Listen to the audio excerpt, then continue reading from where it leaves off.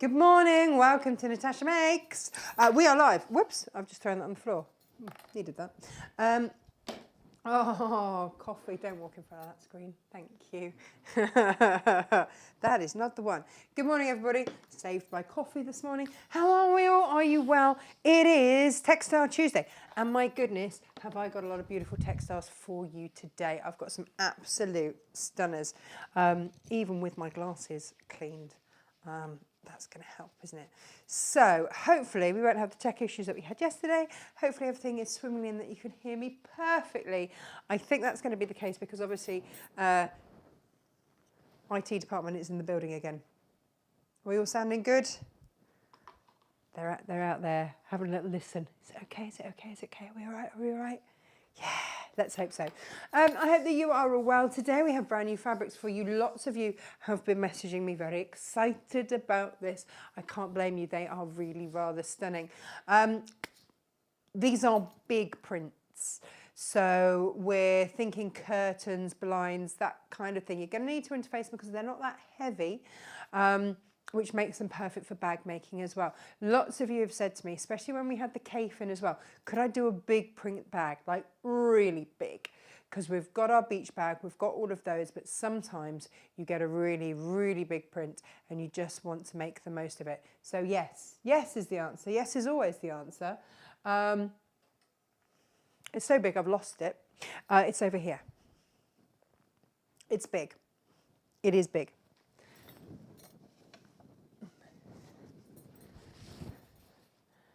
Like big. But I mean, if you've got kids, if you're going to the beach, that is your day out. We have got lots of options for the contrast base part of it for you today. This is a very simple make. It's not difficult at all. It's just big, big, big. Spare thread. I did not trim that off last night. And so we want some fabrics. It's a proper, I've called this the showstopper because it's to show off all those show-stopping fabrics. And also to celebrate the fact that we have got cork back in stock. Now we have used cork over the years for so many different things, including lanyard pouches. We've used them with the 18 centimetre tubular frame, but there's no reason why you can't use them for the 30 centimetre ones as well. No reason why you couldn't do that. We have used it as the base of bags. That's your contrast bottom base bag. We have used them to make glasses cases, nail file holders, all kinds of goodies. This is possibly one of the simplest makes you will ever find, and it just uses up your scraps. In fact, it would look really beautiful with all of the percales that we had yesterday. Ooh, let's have a little look at those. Wouldn't they be gorgeous? Really, very, very, very beautiful. So, let's have a look then at these big, big fabrics. In fact, before we do that, should we say hello? Let me just see if I can move over onto the Book of Faces and say hello. I can't get onto YouTube on here whilst we are live, but I can say hello to everybody from here. So let's see. Debbie's with us. Good morning. Good afternoon, Jimmy. Liz is here. Joy is here. Jimmy's here. Joy's here. They're just, as their comments come up. Lisa, it's huge. Yes, it is.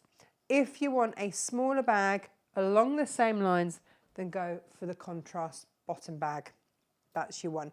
Morning, Eds. Hope you're feeling better, love. Marilyn's here.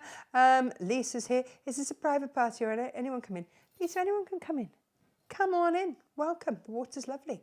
Auntie Liz Crangle's here. And Helen's here. Oh, yes, yes, yes. And Bridget's here. And Sylv's here, and Gabriel's here, and Lynn's here. So welcome all and everybody that is joining. So yeah, big, big, big, big, big, big bags. Do you know what? Actually, Lisa, you've just reminded me, you coming on, we still have a few of those big, big, big, beautiful Waratahs that Lisa brought us, they would go in one of those, and that would look stunning. With the cork underneath, oof, gorgeous. I do love a contrast bag. I do. So I've got a few ideas for you. We've got some quilted PU. We've got some plain PU. We'll have a little play, see what we fancy. And I've also, one of those things, in the warehouse yesterday, having a look at what would go with what and where. And then going, oh, this Rennie Nanaman looks rather gorgeous with everything. Well, that sent me down a whole other rabbit warren. So let's have a look, because this is quite a long make today. It's not complex, it's just a little bit longer than usual.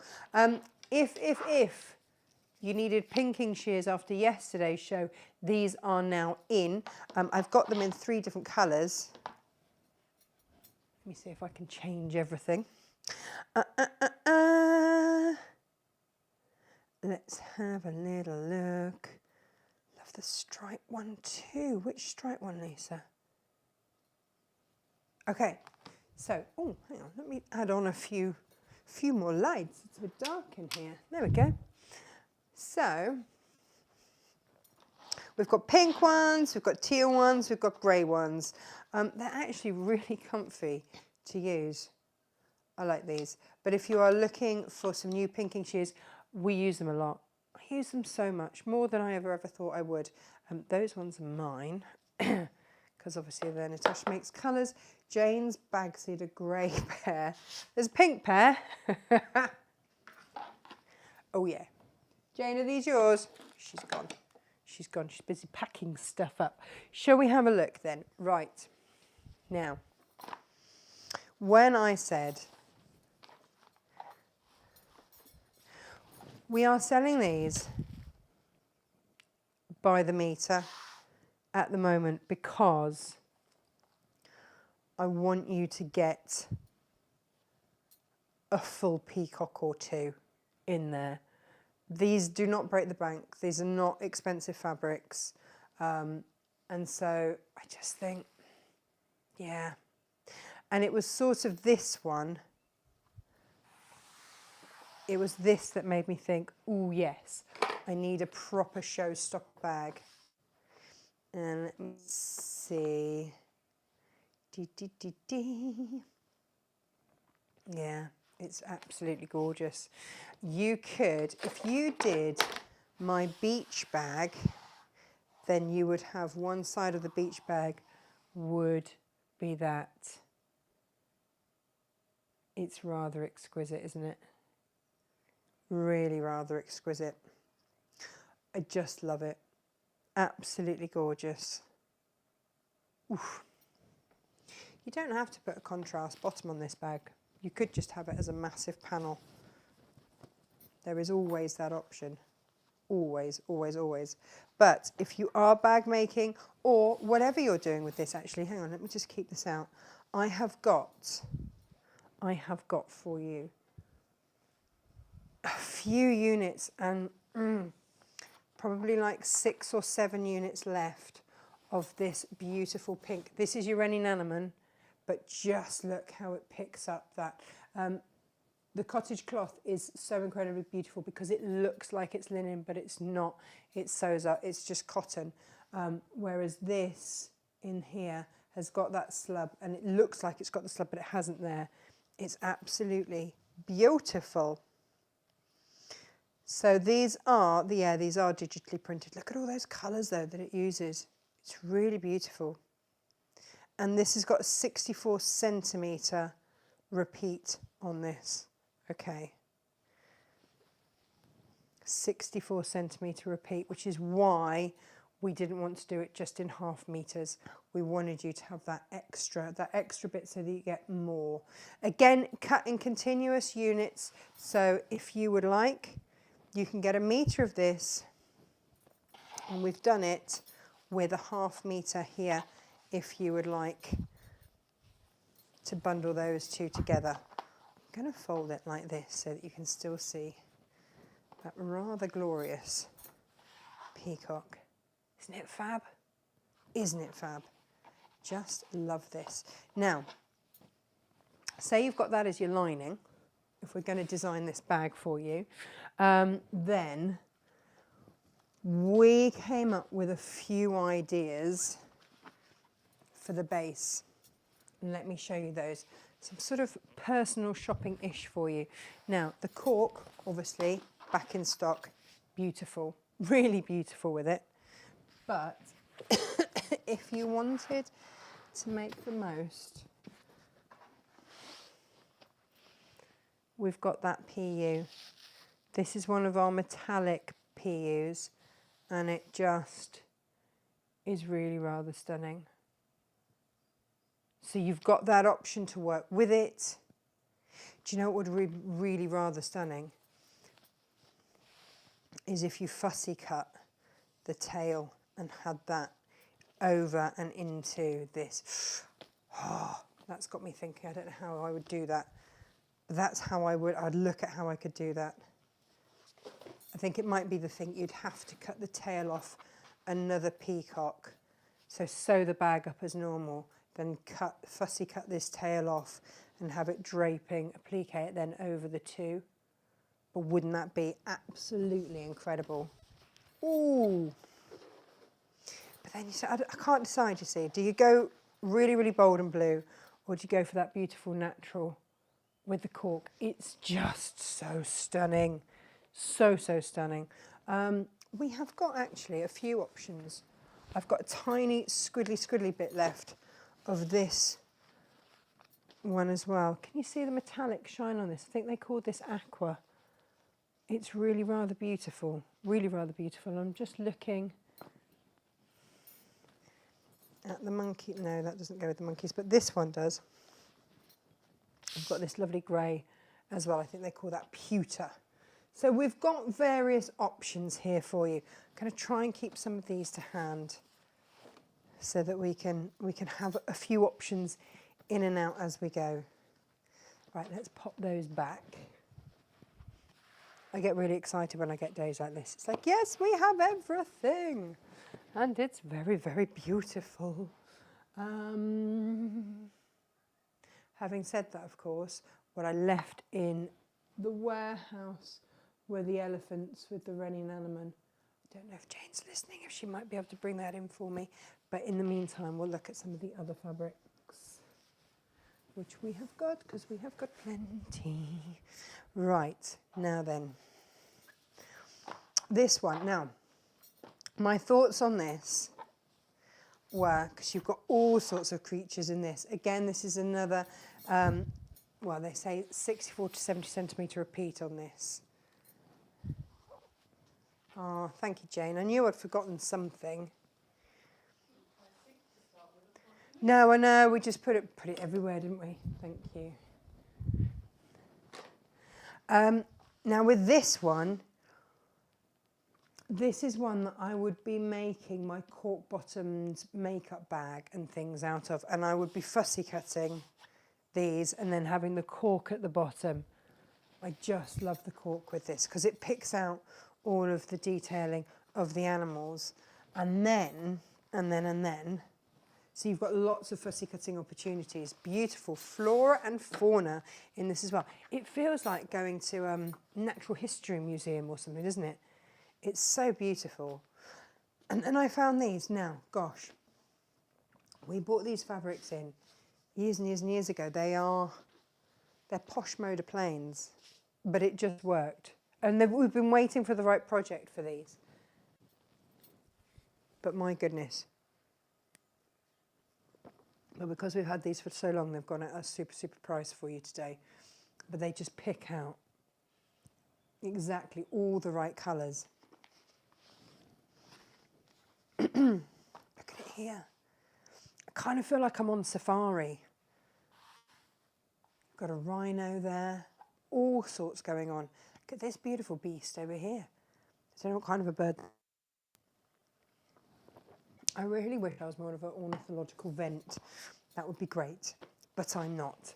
So you can get this by the metre, again, so you get that beautiful pattern repeat and more, so you've got all that fussy cutting opportunities, or you can get it with a gorgeous 1/2 metre. Now today's make uses 3/4 metre and a 1/2 metre here. So you would have plenty then for today.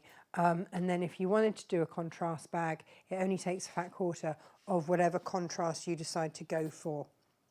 So it's not heavy on that at all.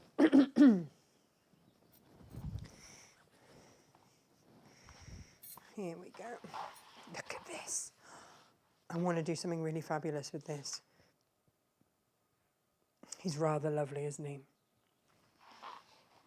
Maybe we'll use him today. So many options. This is the trouble, isn't it? So many options today. I don't know where to start. Oh, now, this one here. A lot of you have got your eyes on this. Now, just remember, if you are buying for cushions, if you're buying for curtains, if you're buying any of that, then we cut in continuous units. How blinking gorgeous is this? And then this was the last of a kit that we had. This when the Rennie Nannemans came in, we did an alternative colourway. And this just happened to be on the cutting desk. And I was like, oh my, all those colours are in here. So if you're making cushions, if you're going to fussy cut and make cushions, then I've just put this as a bundle because it was just so perfect. And you get your 1/2 metre of plain for free. So, I mean, you could make your handles out of that if you wanted to do the bag, have that as your lining, and you are good to go. I just think it is exquisite. You've got peacocks there, elephants. Oh, how gorgeous. And the richness of these colours just works. I would be really, really tempted to do cushions and then bind each one in a different colour, or back and bind in a different colour with a different bit. So maybe on this one I might pick out the oranges, or over here, or if I was doing up here I might use the blue. Just exquisite.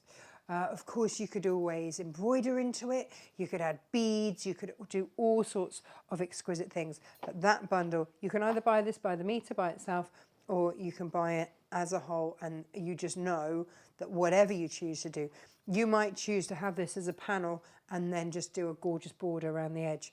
It's entirely up to you, but it is just a bit gorgeous. I absolutely adore this fabric. When I saw it, I was like, and yes please, we will be having that.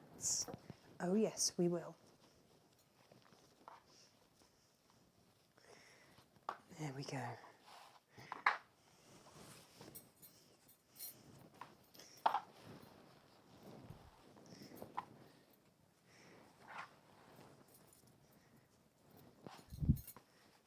Look at that. Now, I spoke to someone about curtains and things with these fabrics. Yes, you can use them for curtain making.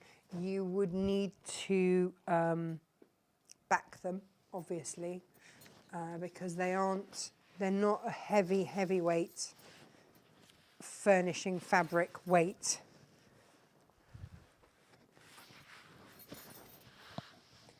They do come on a nice big roll.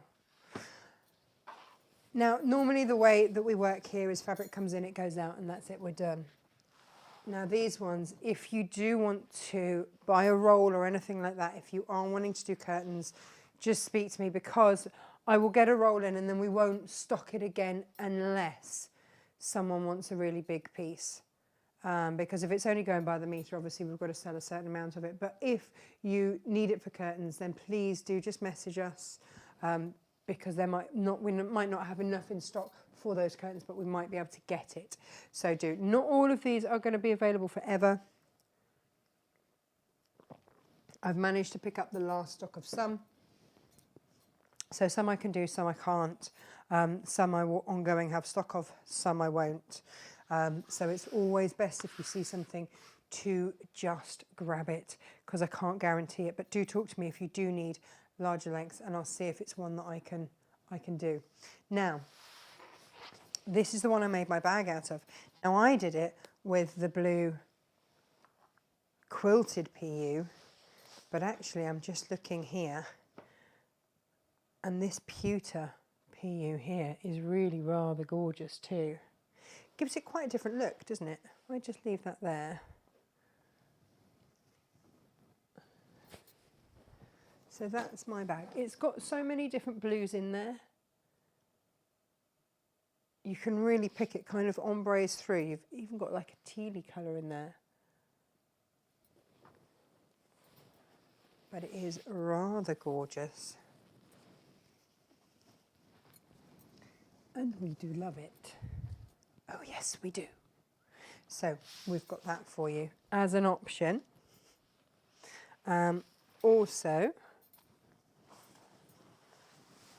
like I say, there is the quilted PU there as well, which is an option too.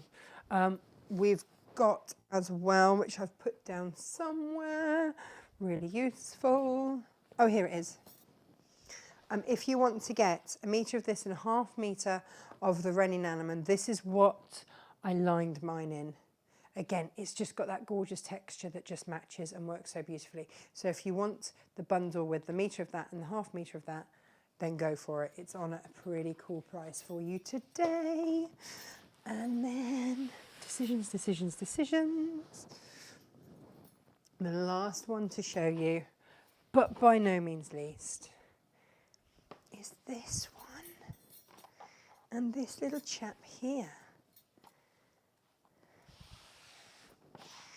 This nearly didn't make it onto the show because it's the bright green for my sofa in my kitchen, and I've got these greys as well. It's all sort of greys and greens. I was like, oh, I want to make curtains out of this. So don't worry if you don't want to buy it, because I will happily do my curtains in my kitchen with it, or even just blinds would look phenomenal. So this is the Rennie Nanaman that I've picked out for this one. It just goes so beautifully, I think. And Jane thought too. So we were like, yes, yes, yes, yes, yes. Now, what would I then use for my contrast bag base? If I'm lining with that, what would I do? So you've got choices.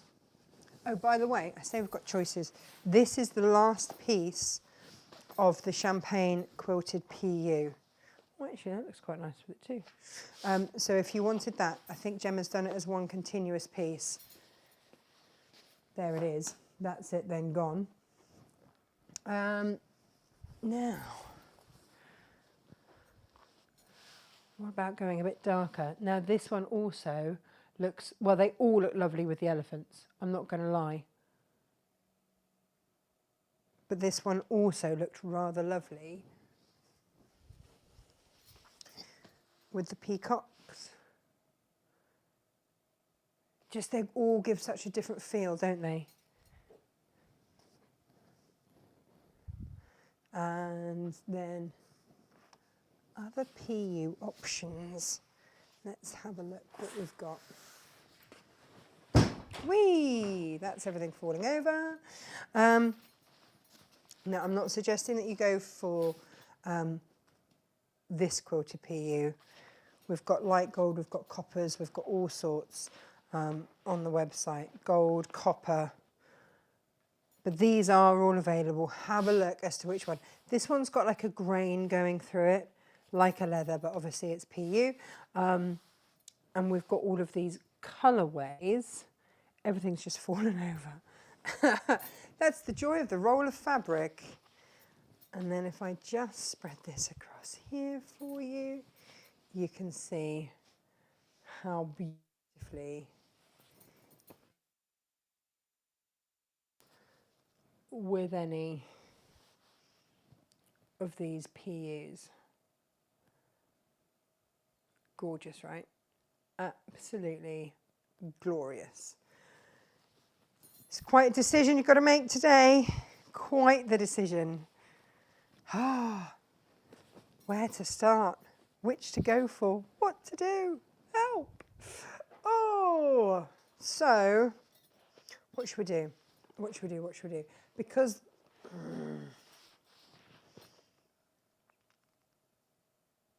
don't know. It's tricky, isn't it? The cork's back. Should we use the cork?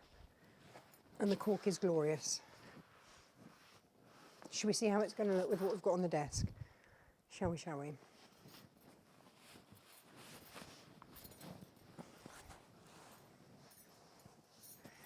I can just... Let's have a look. What did I do with it? It's over here. Oh, that's nice. But do you know what I do really like? I just keep coming back to this chap. I really want to fussy cut him into something, and I think he's going to look really beautiful with the cork. So let's go with this today. I think. Save that one for my curtains. So, the main size of this bag, and it is big. If you don't want to make one as big, then you can do this contrast bottom one here. Cork bottom and contrast bottom, and you see that would be big enough if you're working with fabric to bring that in. You know, it would work. It would totally work. Well, you see, now I'm wondering if I need to work with a bigger one to bring in a bigger texture. Now I'm wondering whether or not... Oh, these guys are going to be gorgeous, aren't they, with everything? Look at that. Oh, decisions. I don't know if we've got in the chat anywhere. Has anyone got a preference? It's really hard to choose. It's really hard to choose this morning. I don't know. I just don't know. Let me see if I can find us. Decisions. I want a big one. Yes, I know, Christine. Christine is only a little bit over 5 foot, and she would probably fit in the bag. So, you know, that would work. Auntie Liz prefers donkey. Lots and lots of choices. Morning, Brenda. Sophie wants a muffin bag. I mean, I've got a muffin top. I'm not sure about a muffin bag. Chris loving the peacocks. How do I know where to look for all this fabric? It's on our website. There we go. So lots and lots of goodies in there. I don't know if I can find... Will I be getting more of the quilted foam back cork again at all? Leslie, I have searched everywhere for it. I can't find it. I bought the last of the stock that the suppliers had. I can't find it. Just can't find it. I don't know if this is a donkey, guys.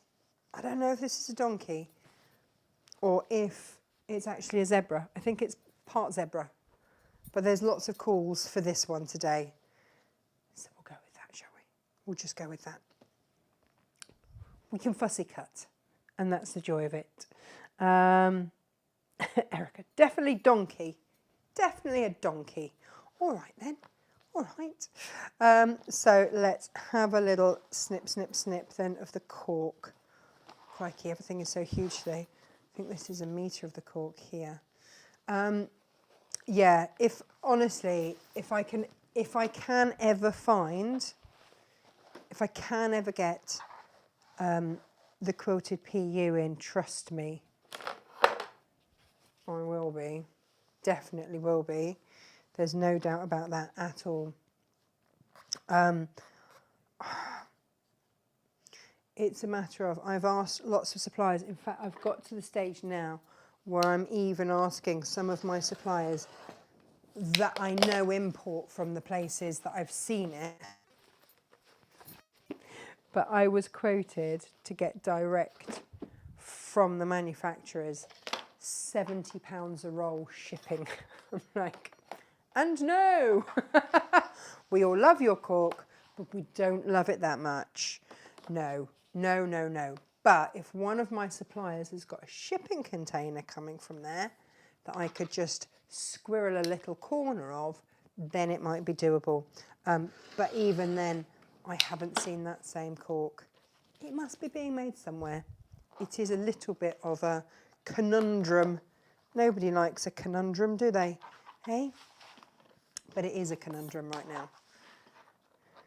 So let's just cut this base. Gosh, it's been a while since I've used cork. Can't wait. Gorgeous.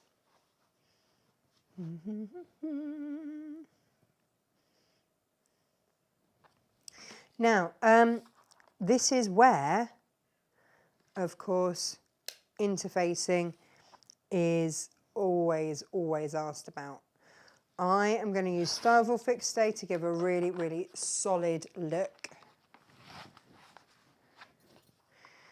You don't have to. You can use H640. If you use H640, then you would get that kind of finish. Right, it's softer. Styreville, of course, giving the much sturdier finish. Jane's making that quilt tomorrow. Gorgeous, isn't it? Right. Right. So that's my cork base cut. Now then. Let's have a look. Gosh, at where to cut. Right, I'm going to take a big chunk through here. This is where having the right rulers for the job is always a really good one. It just helps. Because, let me show you.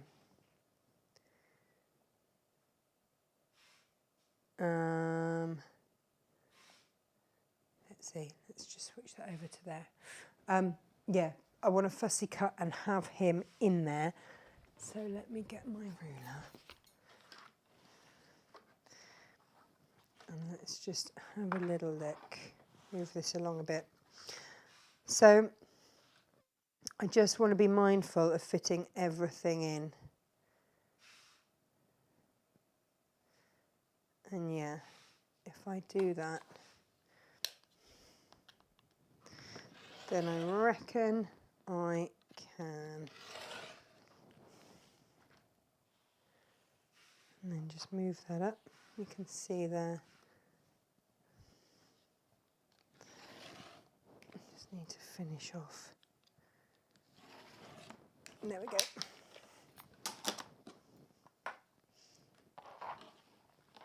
So let's take a look what else we've got in that particular cut.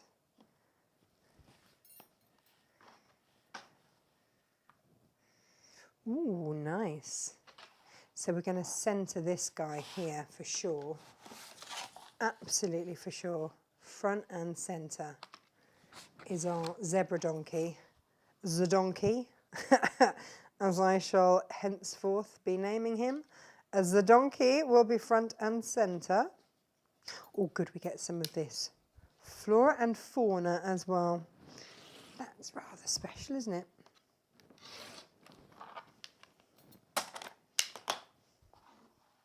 Ooh, nice. So this is how it's shaping up at the moment. Yeah, lovely. Right, that's one side. Now, with the rest of this, I know that I'm going to want some of this, so I'm going to take myself a little strip off here. I know that it's not going to be, it's not going to be quite long enough for one of the handles, but it will save me cutting for the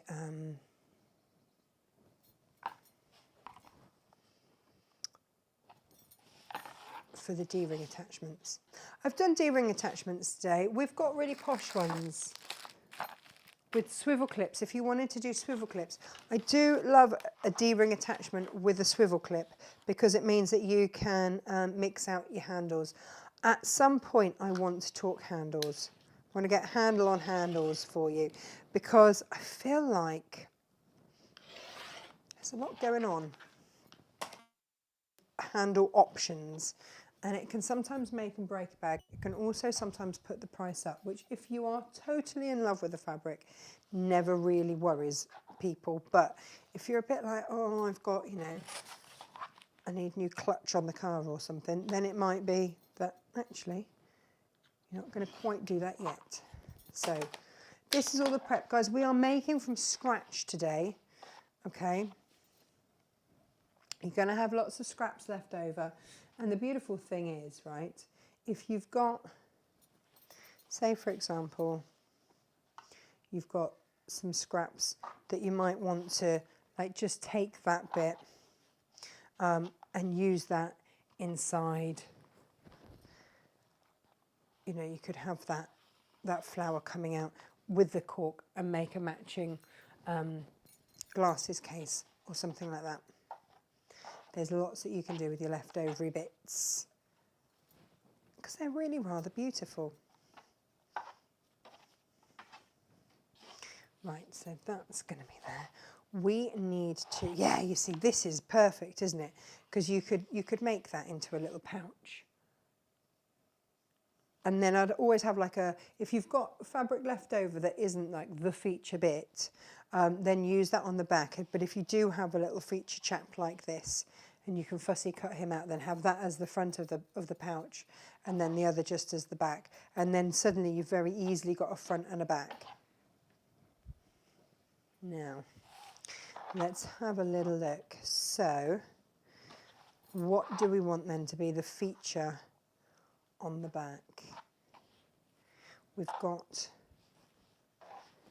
varying options here. Should we take this chap? Should we have that then on the other side? Shall we? It's decisions. This is all part of it, isn't it? And this is, when I was looking at this fabric, I was like, oh, what do I do? What do I do? It's all so blinking lovely. Which bits do I look at? There are so many makes that I want to make from this. I want to make matching pouches. I want to do all sorts from here. Now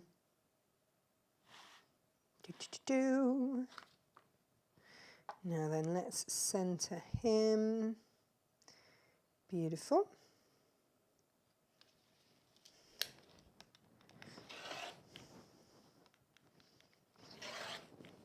Cut that strip. Then whilst I'm here,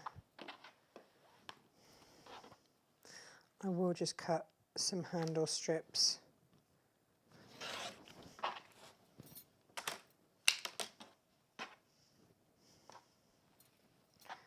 Don't know if that's going to be enough.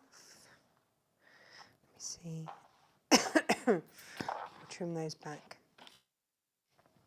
But if you are fussy cutting, then that is why a metre is always going to be the one. Always going to be the one.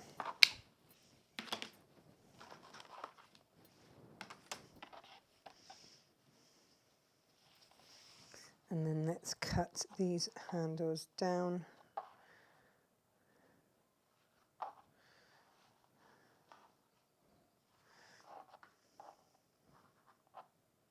You can do your handles any length you want, by the way. If you are tall like me, you might want them super long. If not, then I totally get it. All your measurements are in there.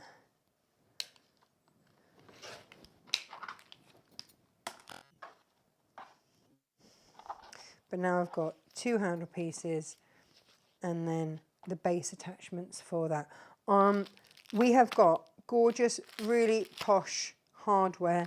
If you are on a budget, then today and today only, I have got a 50 pack of 30mm D-rings for you for just a £5. These should have been 20 quid, and that was on a good deal. But today and today only, if you want to grab yourself that, then do treat yourself. Let's get that iron on so that we can start to fuse all of these things together. So we know we're going to use those for the handles. We have got a fussy cut here, haven't we? I've been super, super, super decadent. I could have just cut this one strip and taken this guy as a centerpiece there and this guy as the center there and had the rest of the fabric. It's only because I wanted the donkey zebra. Zedonk. The zedonk that we're in this situation. Ah! There we go. I get him as a little bonus on this one. It's great. Happy, happy days. And then all of this to make pouches and goodness knows what with. Beautiful. Okay. So the first thing that we're going to do, whilst we wait for the iron to heat up, is just start to put our front panels together. So we will flip that. I would not pin cork, if I'm completely honest. I wouldn't pin it. With the quilted PU, yes, you are okay to pin. But I wouldn't pin cork. I just wouldn't. But if you have got, I keep getting myself new packets out of the alligator clips. And then I don't know what I do with them. What do I do with them? I don't know. I don't know, I do something. And the other thing when working with cork is to just increase your stitch length a little bit. But for both of these main outers,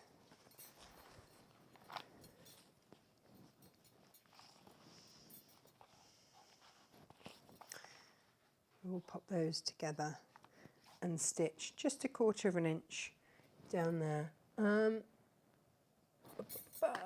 just looking for some clips. Clips. Who knows what I've done with them all? They'll show up after the show. I'll be like, oh yes, that's where they are. There. And then just sewing that 1/4 of an inch with a slightly longer stitch, 2.6 I've got here. That's fine. And then just go for it.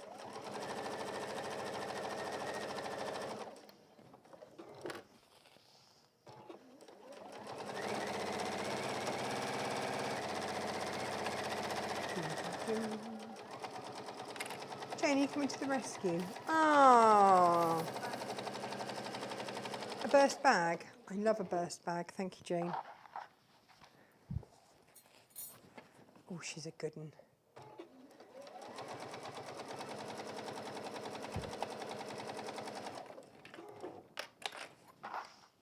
There we go.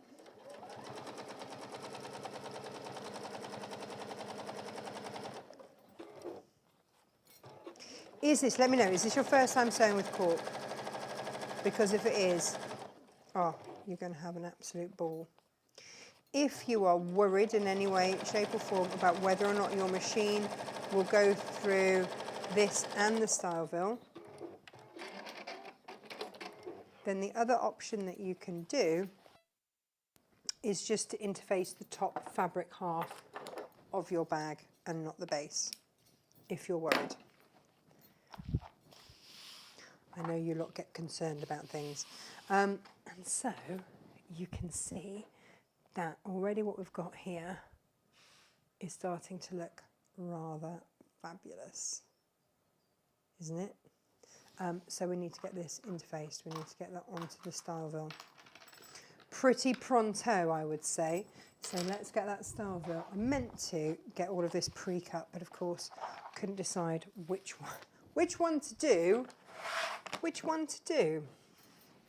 So it didn't quite happen. Gosh, I'm so pleased to finally be using this as well. It's very exciting. It's just, like I say, it's just been sitting there for so long going, use me, use me. And I just haven't had quite the right project for it, so this is excellent. Very excited to be using this one today. We have, as ever, endeavoured to bring you our best prices.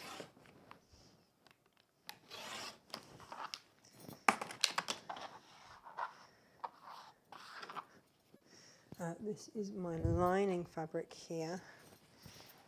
Let's spin that around. Ooh. Guess that little bit was folded then. Let's trim that back. Now, for those of you that got all of the cork with the flex through it, have you made all your things with that? I think the plain cork has such a lovely feel, so natural. And also those percales that we had yesterday, it's going to be so beautiful with those as well. So if you got maybe a ½ metre duo of some of those percales from yesterday, if you don't know which ones I mean, then things like this with the peacock and the dragonfly, that would be really, really beautiful. And of course then you could make the tubular frame bags we made the other week with that, and that would just be gorgeous. Just be so super gorgeous. Right, so that's my lining. Let's get that to one side, and then let's get physical. Here we are. Whoop.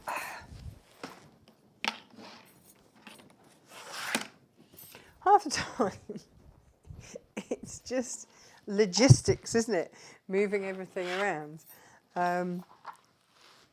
Here we go. Right. I am just going to take a length of this off.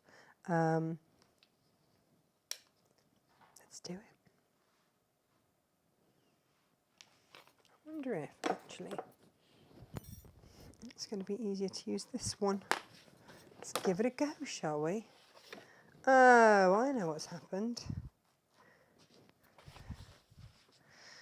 Someone has had a little chop at this and not quite cut it straight. If I'm cutting this straight off the bolt, then I want to make sure that I'm cutting absolutely straight. So I will just even that up a little bit. And then, because it's really quite long, this stuff, little shimmy down, and then I will match it from the top, lining everything up there. And it's just a little straightening up, but it really does help. And then flip it again. God, it's like I've done a workout already, isn't it? Here we are. Okay. So you are going to need a metre of Starville, but you will have scraps left over. So again, keep all your scraps, because those scraps will do things like this, or one of these. Oh, by the way, if you're using cork for these bags, you don't necessarily need an interfacing, which, although it's slightly more expensive, evens it all out, because you don't need everything else. So it swings and roundabouts, isn't it, with these things? But I know that when I've made something out of cork, people will always comment, always. Always, always, and ask, yeah, where did you get that? Or it's just a talking point. I was down in Stratford at the weekend, and they have a lovely market along Waterside on the weekends, and there was a lady there with beautiful cork bags, and you know, it just looking at her stand, she was one of the ones that was always busy. And I've got cork bags, I've got cork wallets, they're just beautiful, really, really lovely.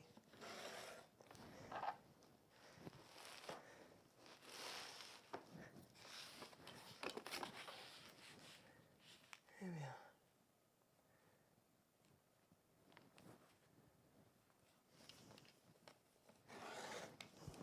are. Should we do like a cork masterclass at some point? Maybe that would be fun. All these ideas, my brain does not stop.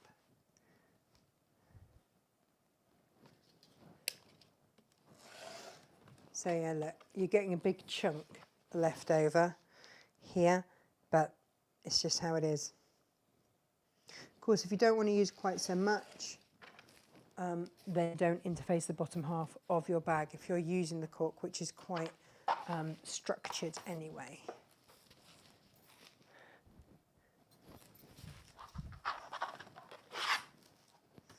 Okay, and then we're ready to go. We've got the basics covered. It's kind of like the housekeeping, isn't it? You get everything cut and then you're good to go.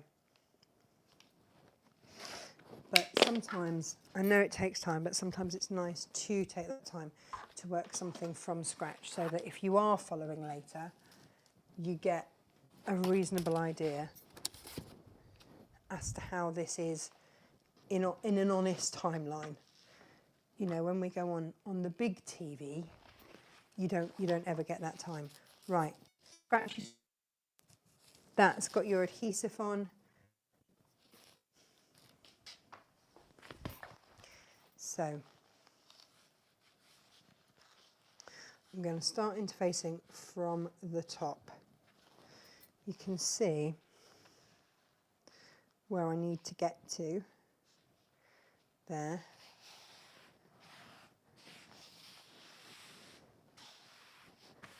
And if you want to clip along the bottom, just so that you know that everything is square and you're happy with how that's going to sit, then do. Oh yeah, Jane bought me in big clips. If you haven't got your hands on any of these alligator clips yet, where have you been?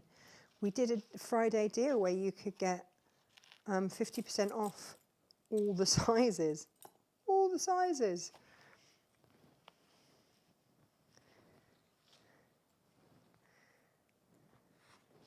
And so with that clipped in place, it's easy for me to then press sort of upwards if I want to, if I'm going to keep that cork in place, if I'm happy with that placement. And then I can stitch base. So you've got a few options then. Now with the PU, obviously you want to be careful that you are not going to melt it. Now I'm not worried about melting the cork. The cork is sewable because it's adhered to a cotton backing, which is why we can sew with it and it's so easy to sew. I'm just delicately going in and sort of almost basting, so there's not too much here of an adhesion, but just enough to make sure that I've got a solid base to work from. And then we'll get that steam in.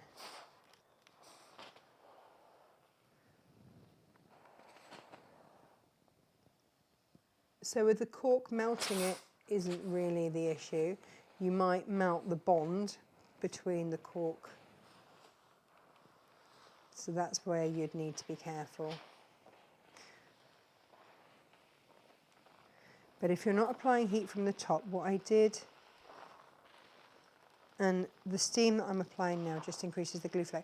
But if you are applying steam onto the PU, and you can, and this is what I did with my PU last night, was I flipped it and just applied a little bit of heat through the other side of the Starville.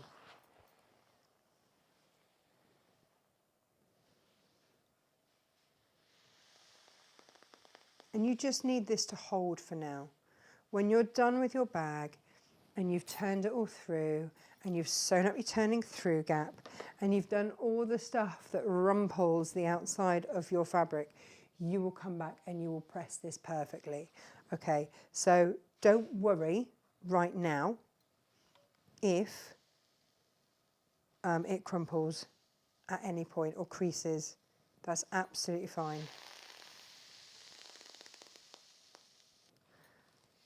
I didn't quite let this heat up enough before it steamed. There we go. So if I flip it over, you see the top half? Yep, we're in, we're done. And what I can have a go at is just applying a little bit of steam, even if it just gives it a little bit of hold. But again, just try this on a little bit of leftover before you go in for the kill, just in case your iron's a bit too aggressive or anything like that. You do want to be careful.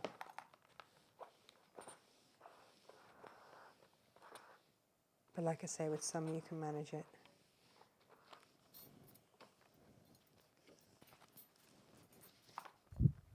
And yeah, that's now holding that a little bit, which is great.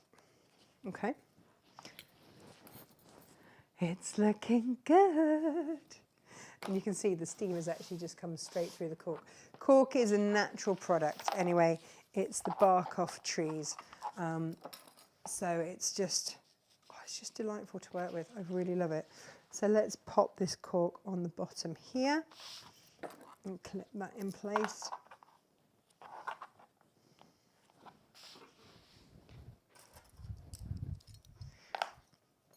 I love with these alligator clips just how deeply they grip. So if I want something not just held lightly with your little quilter's clips, if I want something with a much deeper grip, then that's what I'm going to go for.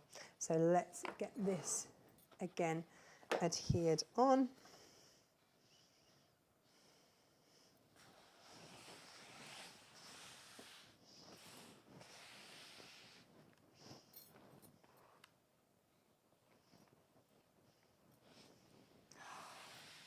I just love this fabric.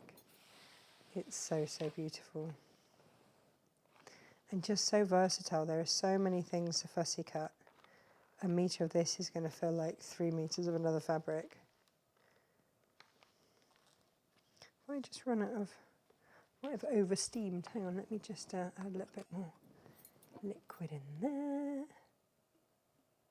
This little iron is great, but it doesn't have the big, I'm used to having my massive, massive iron, which is like an industrial one, which keeps, which has such a massive reserve of water. This is a slightly different situation.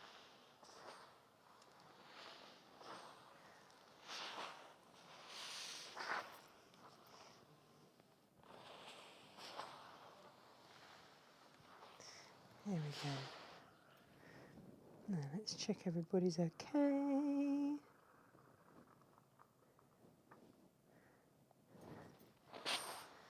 There we are.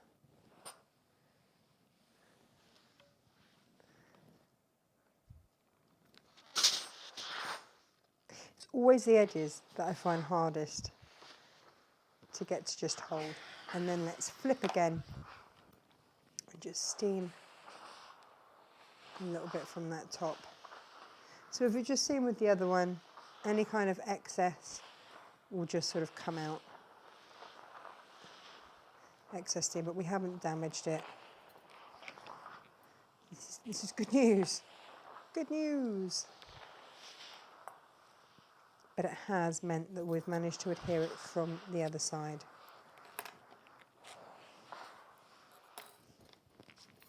Okay. And that's what we're looking like. And you can see any excess steam has just come through. That's fine. So now what we're going to do, and again, this is optional.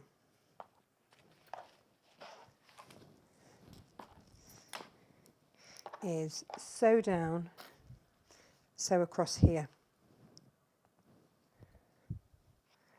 we're going to just sew across there and across there. If you want to sew either side, then you can, and get those sort of tramline effects, then you can. Let's give that a go, shall we? Clips and pins and all sorts going on here. Let's move that round for you. Let's have a little sweep up. If you do not own a magnetic pincushion, they're just great, really great. Okay.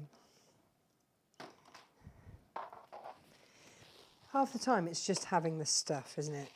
And that's all we need, is just to have the right tools for the job, and we are happy and good to go.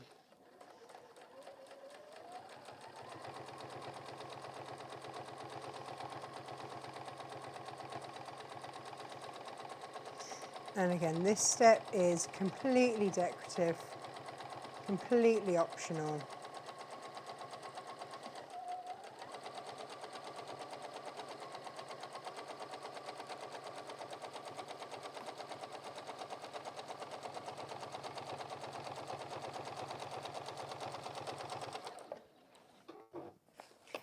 But I really like it. I think it adds a really nice, can you see on there? I think it really adds a nice detail.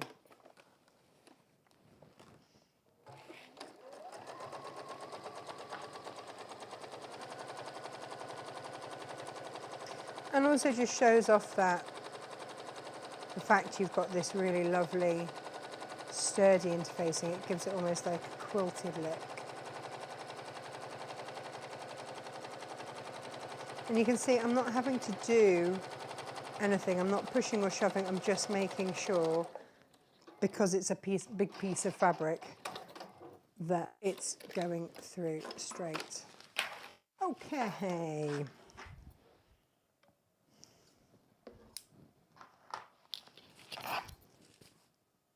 It's looking good. And we have got options. So at this point, you can add your D-ring attachments now or once it's made. Should we do them now? Should we just do that little bit now? And then we've done all of the faffy bit, and we can just crack on and make it, can't we? So lots of you know I'm a massive fan of this stuff. This is waist shaper, and I use it a huge amount for bag handles. There you go. You can see it's got these perforated bits through it, which means that you can just fold the edges in and then fold in half, and that is your bag handle. And it's just straight and perfect every time. I don't know why anybody would do bag handles any other way now, having struggled. You know, when you do a great long tube and then you've got to turn it through and you've got to press it and you've got to do this and you've got to do that. It's like, no, don't make me do it that way anymore. And also this is as if it's been interfaced, because it has. So it's perfect on lots and lots of levels. And I just absolutely love it. It's so handy. Woo! Hello, steamy. There we go. You've got a shiny side. That is the side that you are going to be interfacing on.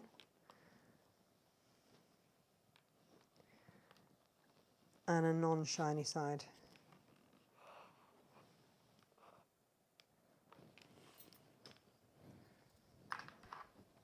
So just trim that. And you can see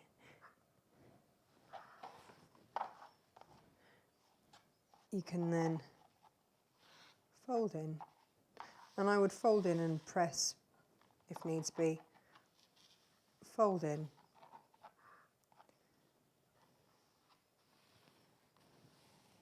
And then if you want to clip it or pin it to hold it until you get in there, and you can sew down,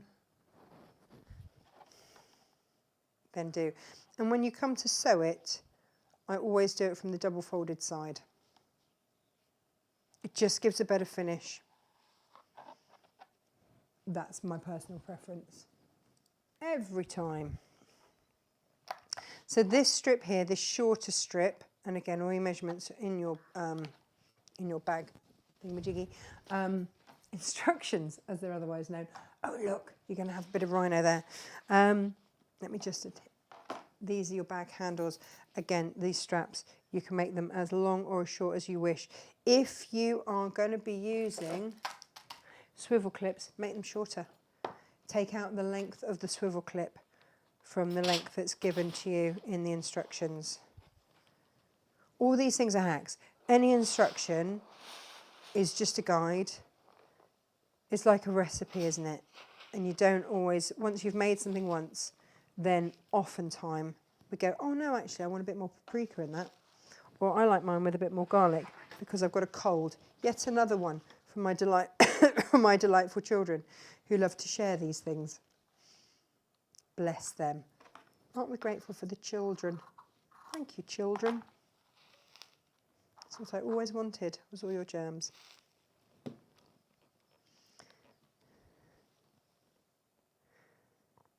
They are little walking Petri dishes.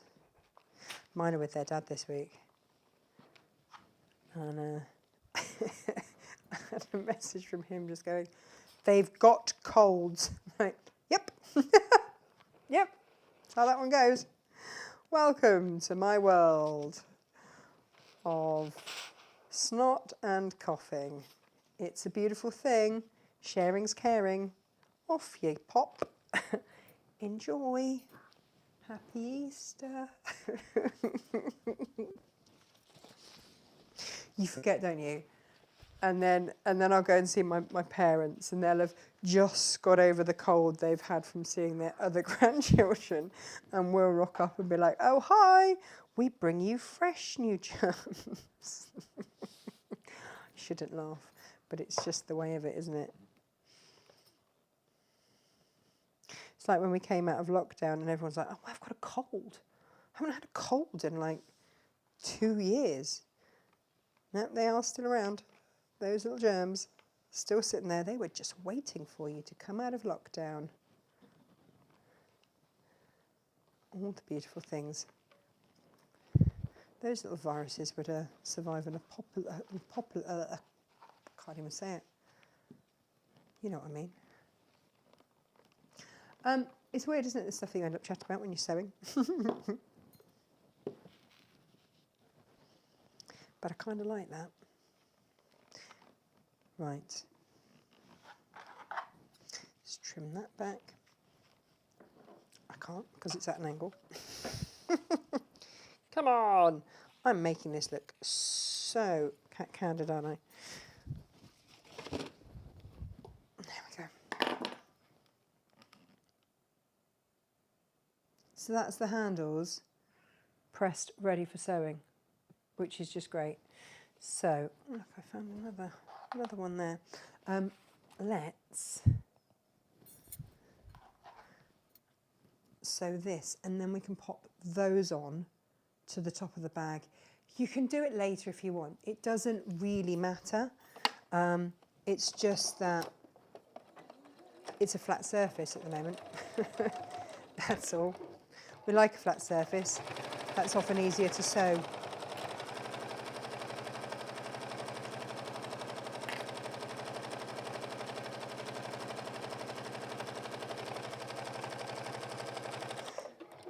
I'm in the habit of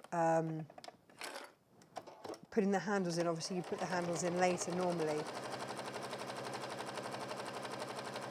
So in the instructions, it's probably down to do it later. But like I say, it doesn't matter. It really doesn't matter.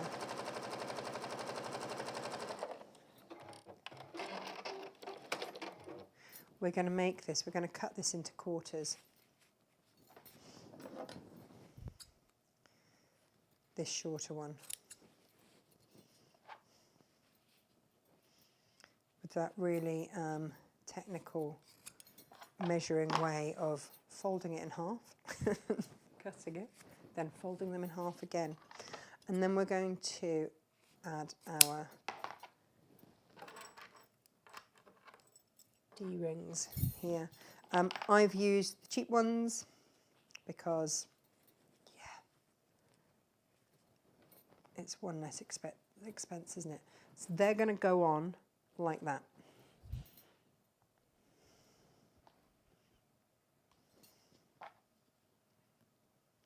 And then I'm going to sew along there. How far away from the bottom? As far away as my foot allows. It's as simple as that. Again, let's not be technical. My foot is going to go along that edge and I'm going to stitch from there. And then that will be my D-ring in place. I did think about, you could do these in cork, or you could do this in your lining fabric. It's entirely up to you. You do get a little bit of a strip of your lining fabric left that you could probably do these with, and then that's it. Let me show you how this is going to look.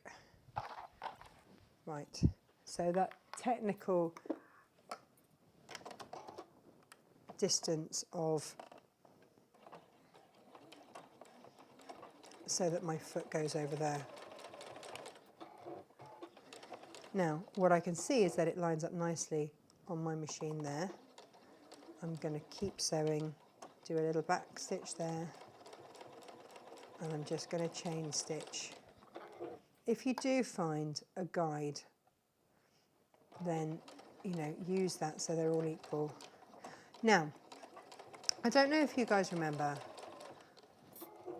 when my kids were at school in Cornwall, we had a situation with the school whereby the local trust wanted to take the entire school down to just one teacher. Now, we fought this and we did a lot of fundraising, and just before my children left, which I was so sad to do, they had fundraised for a second teacher. Now, their fundraising has continued, and I had a message off one of the mums last night going, Tash, would you be able to spread the word? We have got an online auction.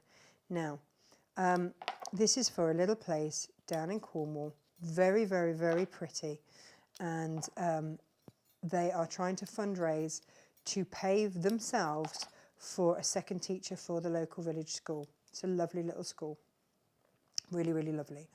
And there have been some people who have given their holiday homes in that area. So it's not too far from Loo. It's near a place called Lost Withiel. Again, all very pretty.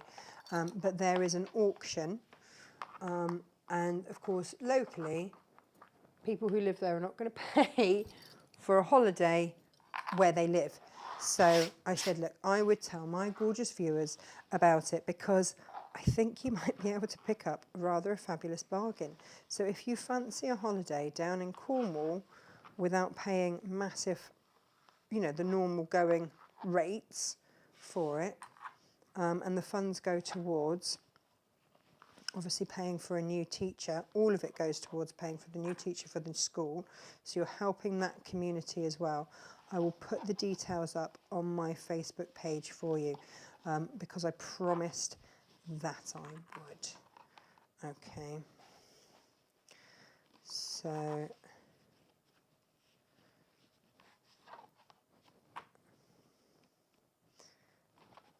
it's win-win, isn't it, really? You get a beautiful holiday in one of the, because, you know, like it's Cornwall, there are lots of holiday homes down there. So you would get that, and the school gets a teacher. Hooray! Hooray for that.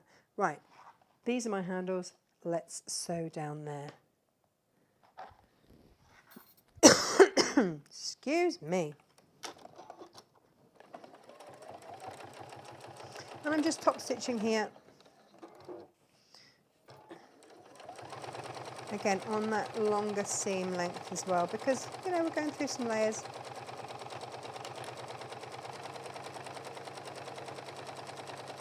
But really, how easy is this for bag handles? I've just got a little thread I'm going to poke in there. Brilliant.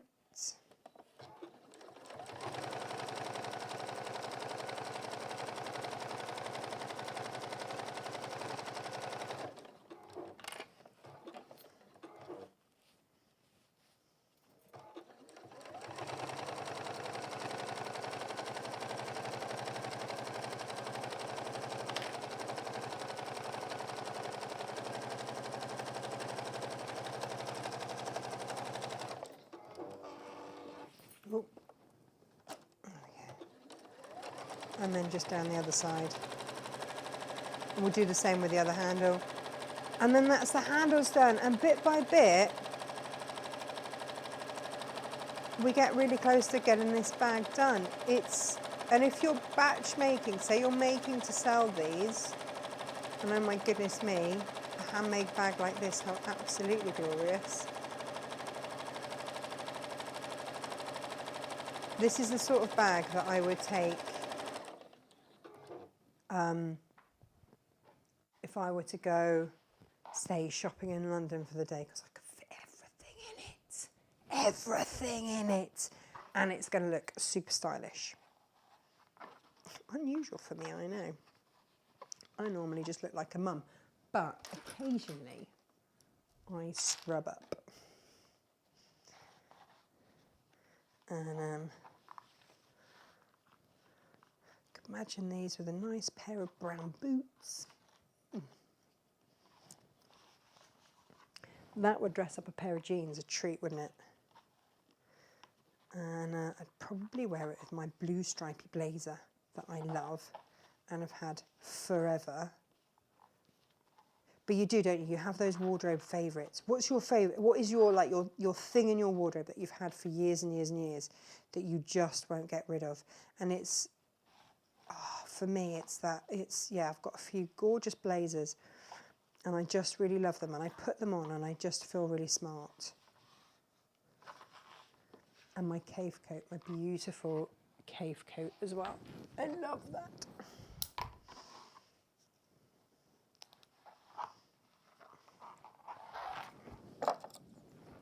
Right, I'm just going to stitch down again, going from that double fold side there. That's always the one that I'm going to start from. And did you notice that I'm chain stitching so that I don't get that nesting? It's those little things that just make sewing a bit easier. If you can manage that, brilliant. If not, nah, just going to have to snip them a bit, aren't you, later? And that's also fine.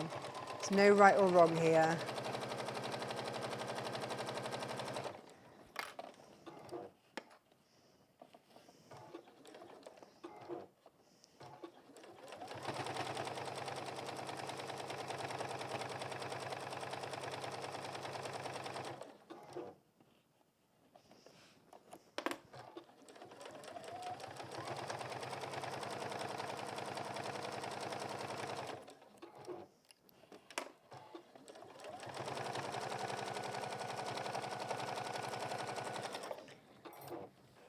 And that's all the bits done, and we're ready to start assembling. I love this bit because it's that point where you go, yes, it all starts to come together. An absolute treat. It's like in the mornings, if you do your meal prep, are any of you organised enough that you do your meal prep in the morning, and then when you come to actually make the meal, it's like, pa, pa, pa, it's all done. I sometimes do that on a Saturday after I've been to the market, and I'll come home with all this beautiful fresh fruit and veg, and I will meal prep for the week, cook anything off, batch cook, freeze. And I just feel like, yes, look at me with my life under control. Brilliant. I mean, it doesn't take a lot to derail it, obviously, but in that moment, we're good. Right. Okay, handles to one, these are flat, and then we can start to construct. So, ruler out,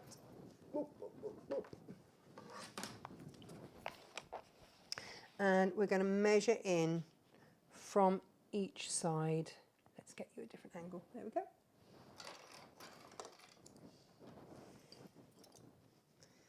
And just lay those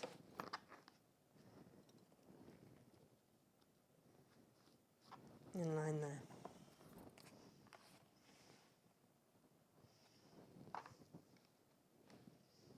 Line with the ruler. Pop that in there.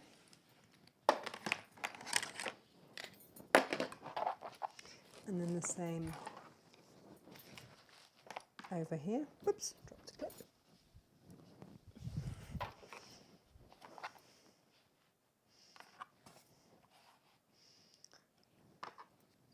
if you are doing this once the bag seams are sewn, not a problem at all. What I do is I measure one side in from one side, and then I just place it, the other one, on the other side in exactly the same place. I don't bother measuring. I just mark it from there. There we go. I'm going to baste those in place. So I'm just going to sew across there so they're held and I don't need to worry about it, and then we can construct the bag.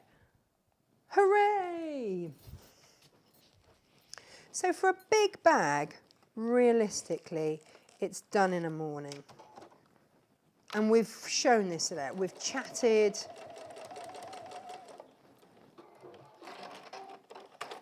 We've done all sorts, and you know, we're going to get this done in a morning, which is a really nice feeling.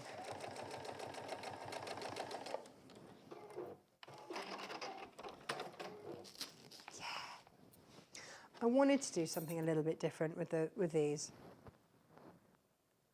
And then if you've got maybe some posh leather swivel clip handles or anything like that, you can swap them in and out. That's the beauty of a D-ring.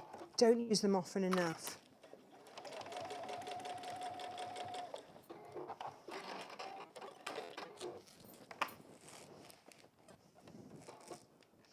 Don't forget, the back of your machine probably has that little extra lift if you need it when you are working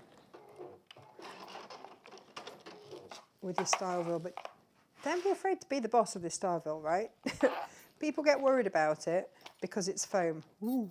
But honestly, don't. Boss it about, tell it who's boss, all is good. Now, I'm going to match up my seams here, because it just gives a lovely professional finish if you've got that seam where the fabric ends and the cork begins matching all the way around. I didn't do it on my very first bag when I very first started, and it was just a little bit out, and I just remember thinking then, it's a rookie error, I'm only going to make once. Only going to make that mistake once. Now we're going to box the bottom of this, and I'm not going to cut it now, I'm going to cut it later, but there's just a little trick I want to show you which just helps. Okay, and it helps if I get the camera angle right, okay.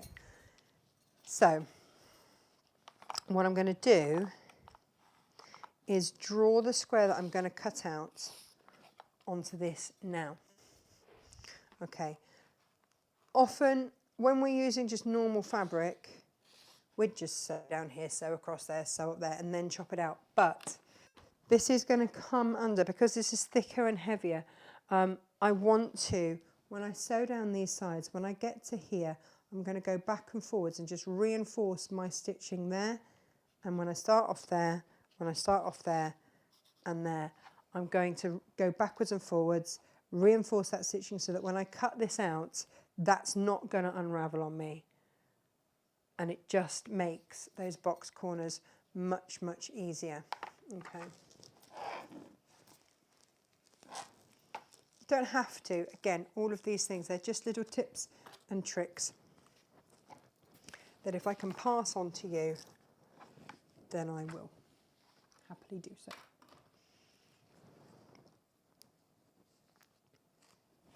Okay, so I'm going to stitch down on the bottom and up. If I give you this angle, I don't think that you'll be able to see it by the time that I'm kind of arguing with it there.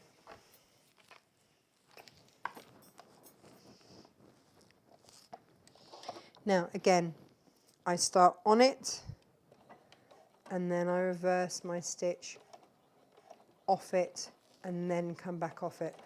What you will find with some machines otherwise is that in climbing onto the fabric, because you've got some depth here, it will just push it like a step. It'll make a step out of it. So you think you're going to sew straight onto it, straight on there, but actually what the foot does is just push that top layer across and it just then means everything is just slightly out of alignment. So I start with my foot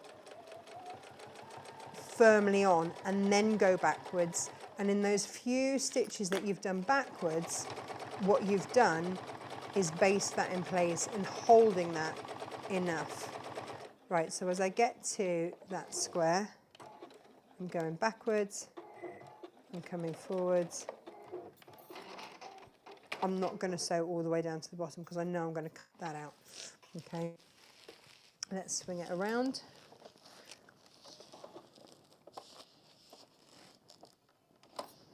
And the beauty now is that I'm not trying to start sewing from the bottom, from the inside, because I'm already on my fabric. So this is just a nice little trick for you. Now you can see I'm going through 2 layers of Styleville, 2 layers of cork, not a problem. It all sews really perfectly. What I will do though is change my needle afterwards, because I've done all this week of shows with this needle. I've sewn through waxed cotton, I've sewn through PU, I've sewn through cork, I've sewn through all sorts of things. And the needle has held up to it absolutely fine. But at some point you go, and it's time to change that needle for optimum performance, and give your projects a go. And that's why we stock the 100 packs of needles. Because I used to be really stingy, and I tell you this all the time, I used to be really, really, really stingy with my needles, because I only had, you know, those skinny little 5 packs. If you only have 5 needles, you never want to change one, because the minute that you take one out, you feel like you're running out. So I will always, always, always now have the 100 packs. And in all the time that I've had my 100 packs, I've not actually run out. I've got a couple on the go now, different sizes, but I've never run out. I just realised that, I never run out. Okay, so now we can cut here.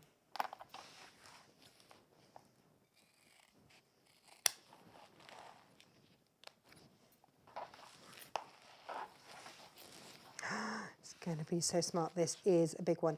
If you love a big bag, and they are the statement piece, aren't they? They really are. But if you want a slightly smaller one, then the contrast bottom or the corked bottom bag will give you a slightly smaller size bag, if that is your preference. Okay, so now, this piece of fabric is chasing me. I can't get rid of it. As we now pull these seams apart, they're held. They're not starting to unravel because we reinforced them when we did. I'm just going to pop a clip in this side.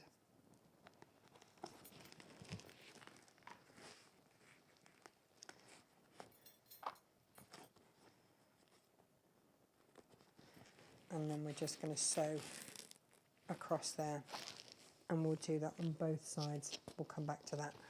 We'll do one side first, and then the other. Oh, my foot is slipped all the way under there.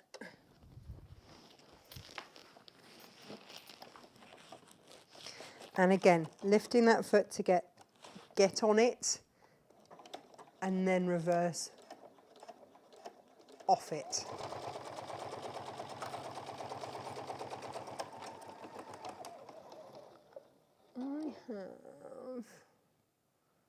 What have I done? I haven't sewn any of that. Where's my thread gone? I've come undone. Crikey. Oh.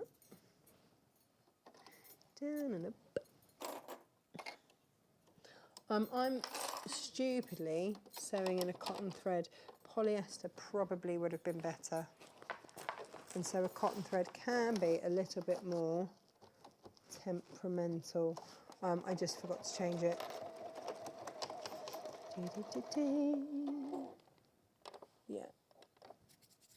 done it again. That's curious. It's catching on something and just coming undone.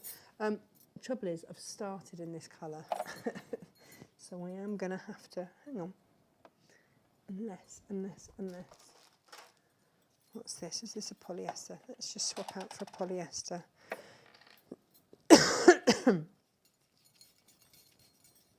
I try and sew in threads that are going to contrast so that they're easy to see on the screen. I think this is a polyester thread. It's just going to be a little bit more durable going through different textures. Or it might be that I need to change my needle.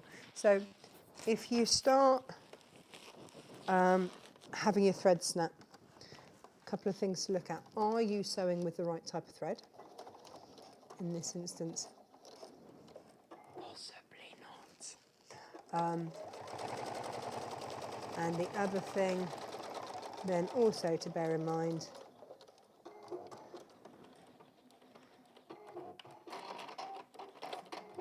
do you need to change needle? Now that's sewn up fine, yeah.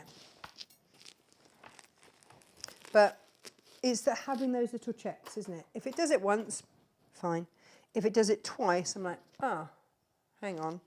Is that something I need to look at and adjust or change in any way?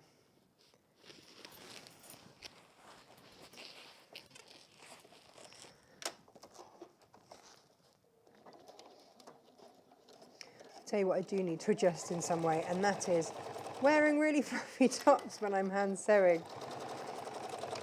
I managed to wander around the house with a needle that I'd been hand sewing with my buttons attached to my top, which obviously then came off on the bathroom floor, and I stood back and the pain as I stood onto this needle.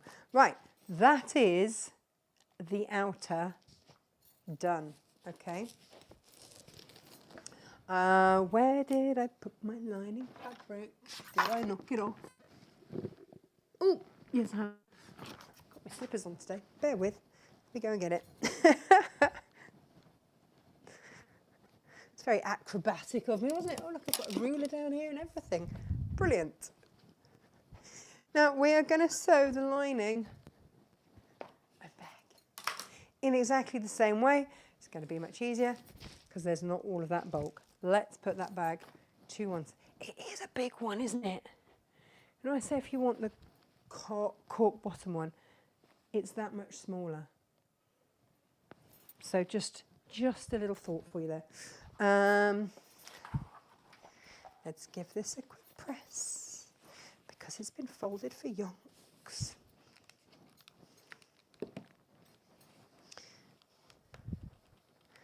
Here we go. Now, let me see if everybody is okay. I don't know if I can just check in again. Let's have a little press. Can I multitask? My dad would tell me no. But like, you do know things properly when you multitask. He's probably right. Oh, Jane's just in from work. She's going to watch later. Elizabeth is enjoying my slippers. Yes, do you know what? They're indoor-outdoor slippers. But they are washable, which in my home is king. Always king. Can I wash it? Yes, I'll have two. Thank you very much. Sophie, Lego is always bad, and you will always end up saying words that you shouldn't say in church when you stand on Lego. Lego is bad. Threaded needles, also a bit of a pain, if I'm entirely honest. Yeah, completely my own fault. And I remember thinking as well, this is a really annoying thing, I remember thinking, what did I do with my needle? Where did I put my needle? I couldn't find it, and of course it was caught up in my clothes. Yes, Chris, it was out. Chris, are you still there watching? Are you not coming in to play with us today? Come on, love, get in the car. Get over. Jane's all alone.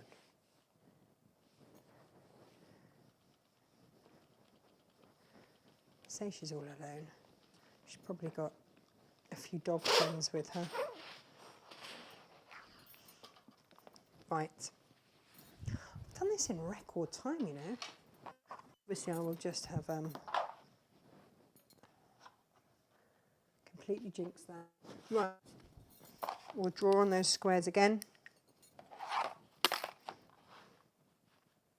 But for a big make and floofing lots of fabric around, we've done all right.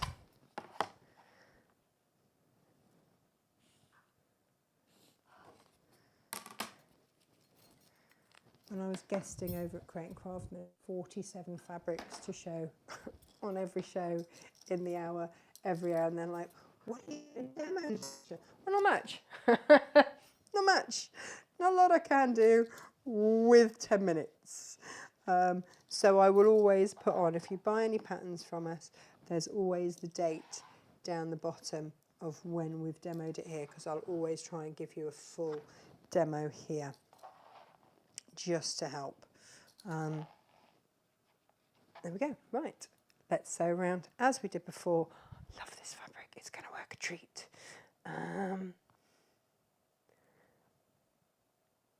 Oh, Chris is walking the dog. Oh, you're allowed to walk the dog. That's fine.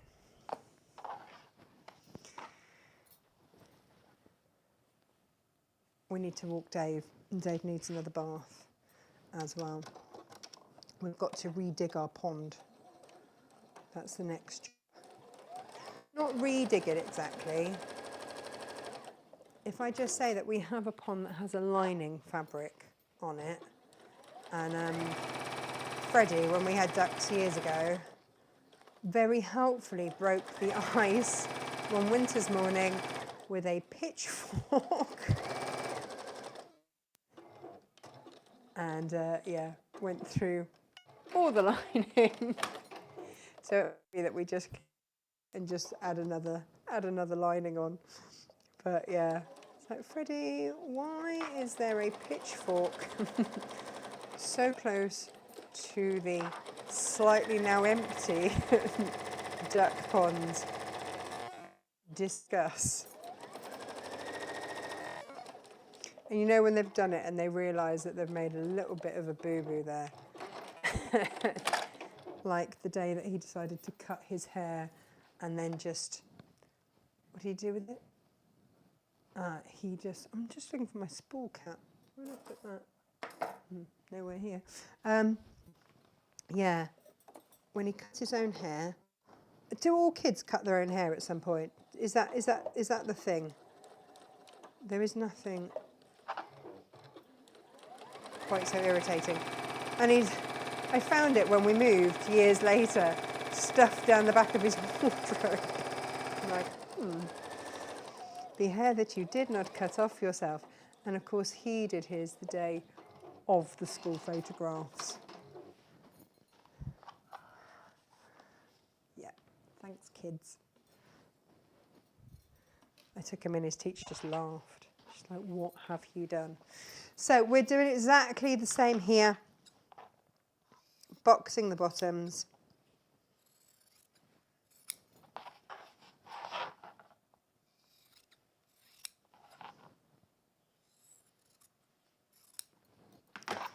There we go. And then we can insert that lining. Lining handles, we're done. Ba-ba-ba. So I know this is a longer show. Sometimes we do longer ones. And then tomorrow, Jane is doing that beauty.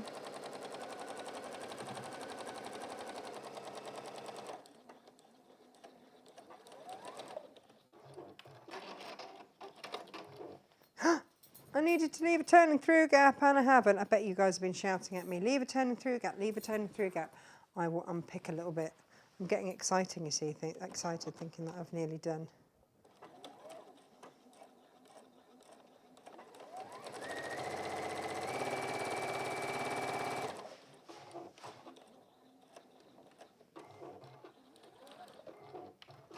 Where is my unpicker? Where is my unpicker? I had it done. I had it yesterday because I've been inserting snaps, and actually an unpicker is a really, really useful little tool for just getting in. I've done with it, I've moved everything. Heaven forbid I've tidied. Wouldn't think so, would you? Oh look, here's my beautiful one. My super, super posh one. Lovely. Yeah, so leave yourself a turning through gap is the ideal, because otherwise you're going to really come unstuck. Or you're just going to get stuck. That's the thing. So lovely Dave, bless him, has decided that he doesn't want human parents anymore now that he's with his chicks, but he does still love Mabel the dog.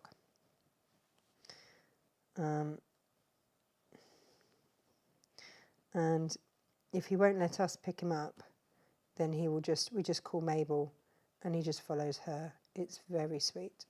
But when Dave had his bath last week,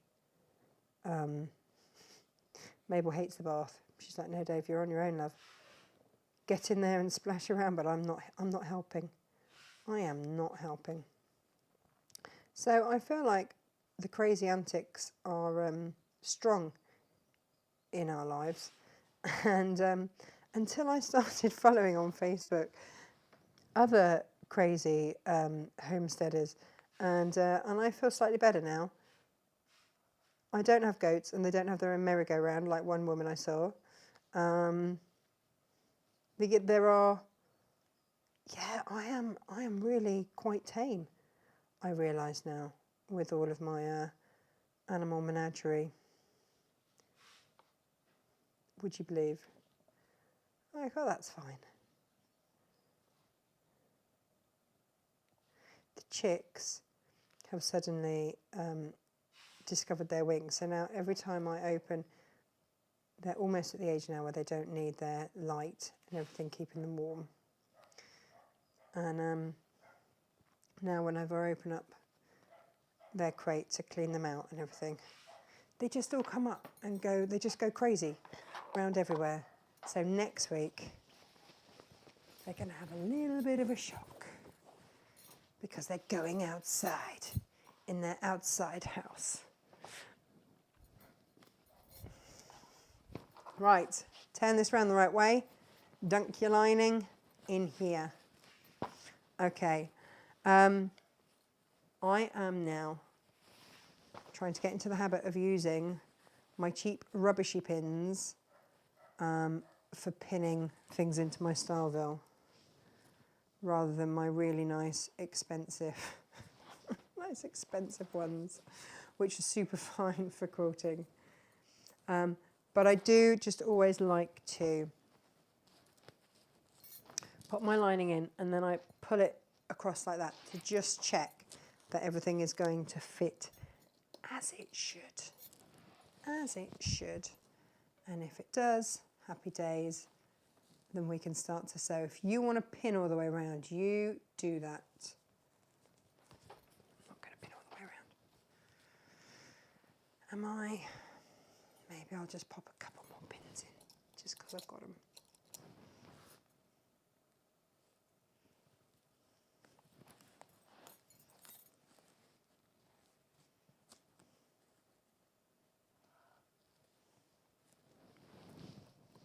Maybe.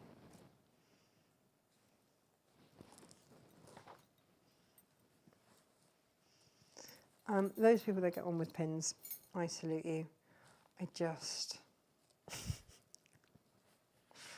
I'm just a bit rubbish with them. And I know you shouldn't even talk with them in your mouth. You shouldn't put them anywhere near your mouth. Because I would be that person that would sort of inhale them. But hey.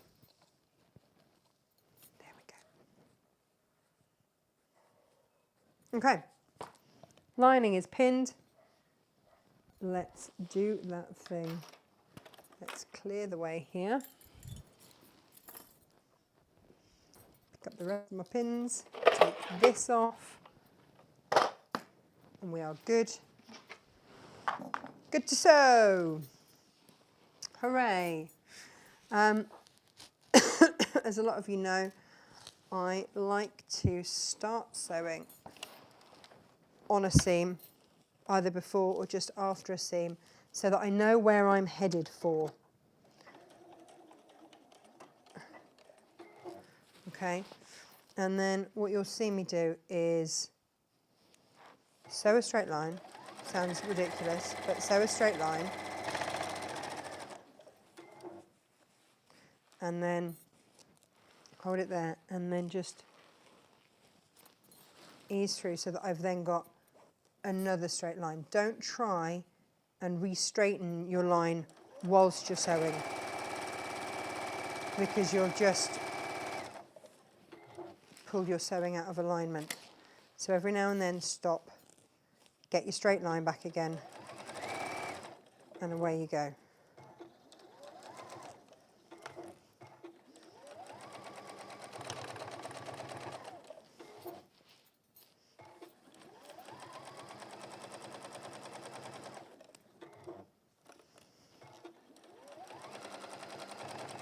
So I've gone over this seam, so I know that I'm halfway.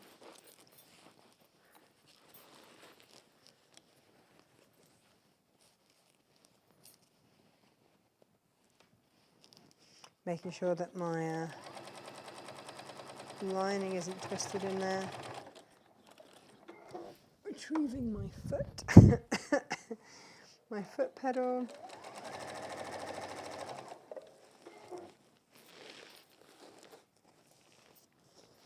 Like I said, don't be shy.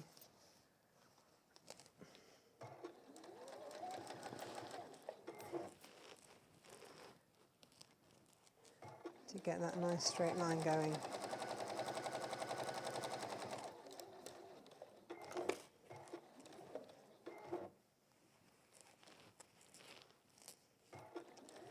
And now as I ease that out, then I can start to see where I started.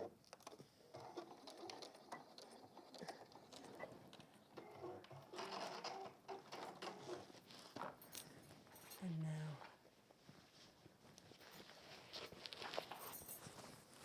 If you do go wonky, if you do wobble where you've realigned everything, then just go round again. It's fine. Use it as a basting line and just go round again.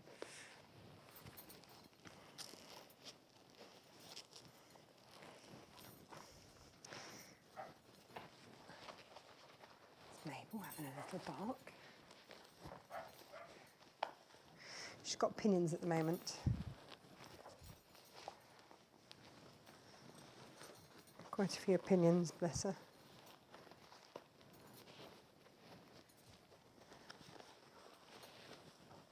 She doesn't really bark in the house, but she's just started to. The minute she goes outside, just running around barking like a crazy thing. Don't know why. Whoops. Should have left a bigger turning through camp. Never mind. One day I will learn. Especially when you've got quite a lot of bulk to get through. It does look quite savage, doesn't it? But this is why I said, don't worry about being immaculate with your pressing of your styleville to start off with, because you've got to birth your bag and it's going to get rumpled. But my goodness, doesn't that cork look fabulous? Yeah. Oh, I'm a bit in love with this. Look at that.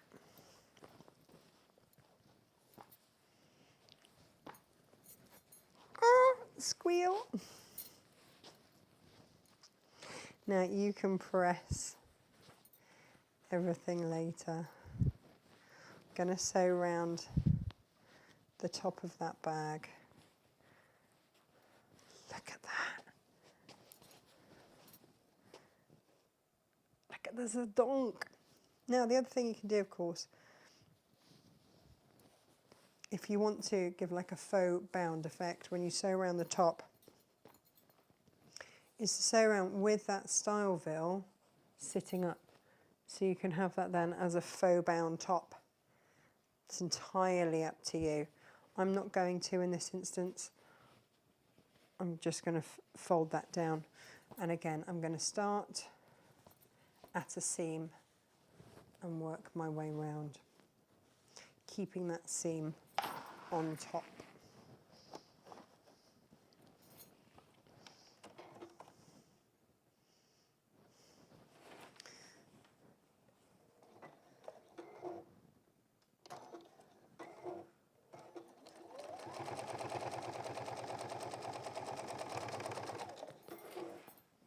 And again, the same thing applies here.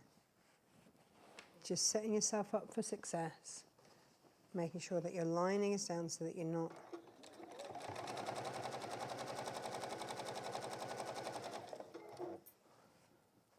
you can clip it, you can pin it out of the way if you want. And if you want to leave just a little bit around the top, then you can. It's entirely up to you.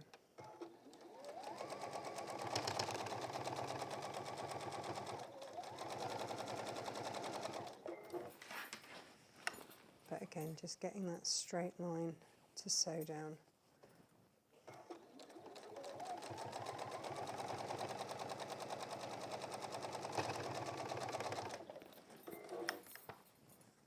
And if you don't fancy sewing through the layers where your bag handle D-ring bit is, sew around the top just past where that finishes. So sew more than kind of 1/4 of an inch away from the top and you'll miss it completely. Because everyone's machines are different. Some will be all right with that, others, meh, not so much. So again,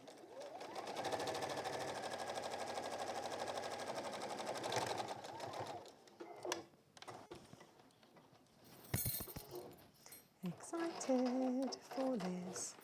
And you can see where the matching just means that I've got a nice finish going all the way around. I'll sew up that lining later, but that is how this is looking. Oh, gorgeous, isn't it? With the cork, just rather fabulous. Right, let's look at these handles. Oof, love it. Okay, let's have a look. Right, hang on. I came out with a page. Sorry, everybody. Let me just go back into there. There we go. Right. These are the handles. And for each one, we're going to do this. And looking at the time, it looks like I've only got time to do one. But exactly the same will be done. So I'm going to thread it through so that this bit is going to be on the inside. I'm going to fold that back by 1 inch. Okay, and then I'm going to go 2.5 inches, and on that 2.5 inch mark, I'm going to pull that up.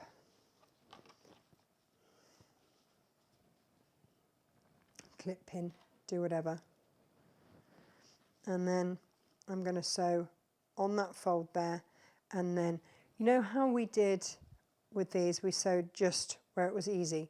So I'm going to sew just below that line there so that I will encapsulate those raw edges there, which are unlikely to fray anyway because they're attached to the way shaper. But that's what I'm going to do. I'm going to do that on every single bag handle bit as I go. Okay? Let's do this. And then it's done. It's done. You just have to sew up your turning through gap and you're done. You're done, you're done.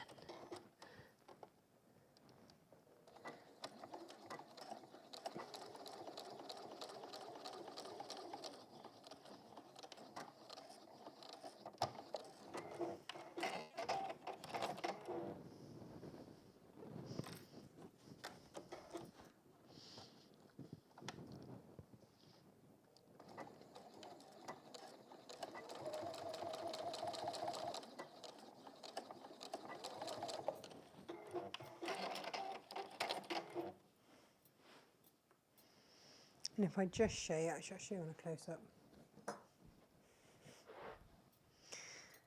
So you'll have a couple of little threads just to snip.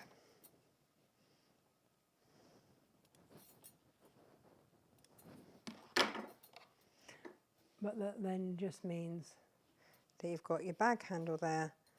That means that all of that is encased in there, and then you've sewn across the top there, snip away any excess threads, and you've got a really strong handle there. I'm going to repeat that on every single one.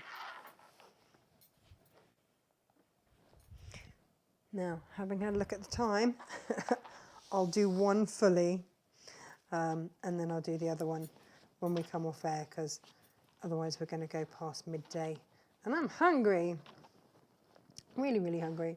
So, folding up on that 2.5 inch mark, just using my cutting mat to find that. There we go. And just sewing that down.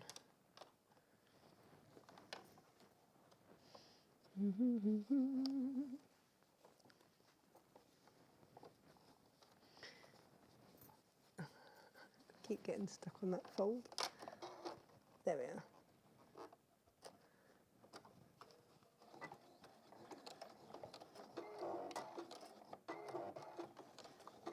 Again, just going forwards and back just to hold those stitches.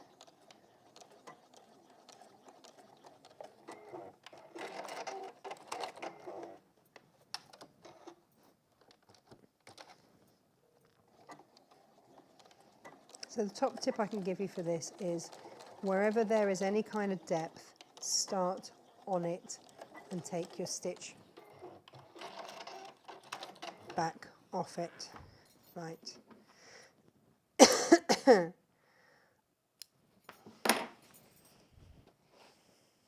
it there.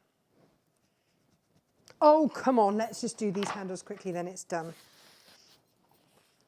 I was working with lovely Debbie Shaw the other week, and she's like, no, I don't have any UFOs. I'm like, what? How are you even a crafter? She's like, no, I have no UFOs. I just finish a project and move on. I was like, is that a thing you can do? Finish a project and move on? Really? Apparently it is. It's like, but what about all the fabric that you have left over? What do you do with that? She's like, I just gift it away. She said, I don't have. Yeah, I buy for the project that I need. This was a revelation for me. I'm like, what? Where is your stash? Debbie Shaw. She's like, I don't have one. That takes some that takes some doing, doesn't it? But I guess she's been sewing and making for so many years. But I was so impressed. Like, what? You have no UFOs? Nope. No unfinished projects. Finishes project completely, and then moves on. Jane and I have boxes and boxes of part-made things from here.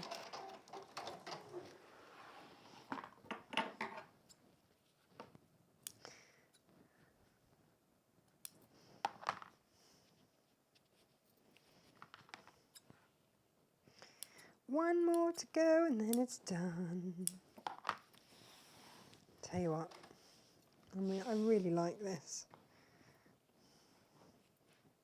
We're always threading through towards the middle of the bag, the back of the bag, whatever you want to call it.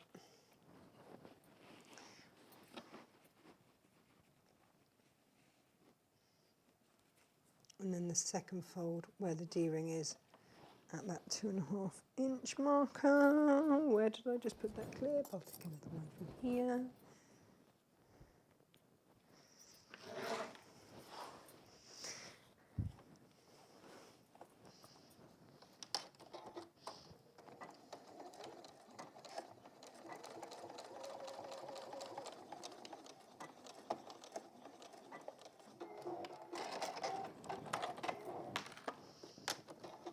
And I'm making this on my DX, by the way. This isn't on the Mini Beast. I know sometimes you guys go, oh yeah, but you're on your semi-industrial. No, this is just on a normal sewing machine. And we'll trim away those excess ones, but there we have it. So we have got all sorts of exotic goodies there. And then we've got our zebra there. It is a big one. You can shorten these handles if you want. I'm tall, so I always make them long. But yeah, there you have it. You are good for a day out. How fab does that look? I love it. Eek. So that is today's show. I hope you've enjoyed it. Jane and I are here tomorrow with this quilt, which I just love. That is in one of the books. And when you buy the kit tomorrow, it's one heck of a discount on the book, let me tell you. So do join us tomorrow when we will be doing that. Thank you ever so much for your time today. I know it's been a big one. Grab those fabrics so that you can make something, or any of our cork goodies or contrast bottom bags, any of our patterns. Have a good rummage through, see what you fancy, and we'll see you here tomorrow. Take care, lots of love. Bye-bye.